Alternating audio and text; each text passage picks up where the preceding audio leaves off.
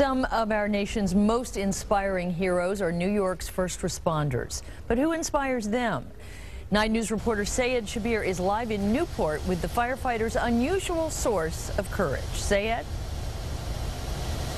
Well, Carol, 343 New York firefighters lost their life on that tragic day, and this new memorial here in Newport is honoring their sacrifice. The sense of loss lingers now among the surviving firefighters, but they too are being honored, not by monuments or memorials, but by children from across the world. And tonight we look at how a local woman is helping all of that happen. Notice the death. A picture is worth 1,000 words. And even the tears are red. The common phrase doesn't really apply here. These kids got it. For these pictures are worth much more. Grown men and women were looking at these cards and letters from children and becoming inspired.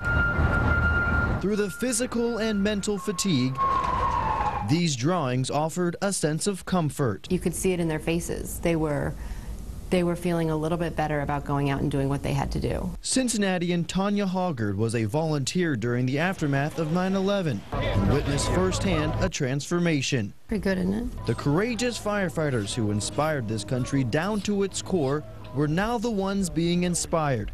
Their recipe for resolve: magic markers, crayons, and the hearts of the world's youth. Some of the guys would even say to me, these kids they've become my hero. The messages started coming in from all across the world and began piling up in New York City firehouses.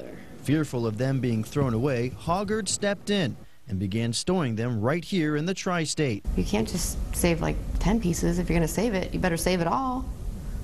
So that's how it started. And so that turned into 3 tons. 3 tons of children's artwork, a collection Hoggard took ownership of.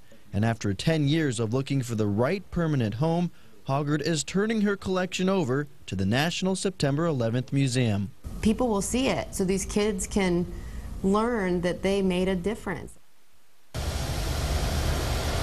And a big difference at that. Now, those pictures will be on display at the September 11th Museum in New York City this time next year. Carol, Clyde? All right, Sayed Shabir reporting live for us this evening.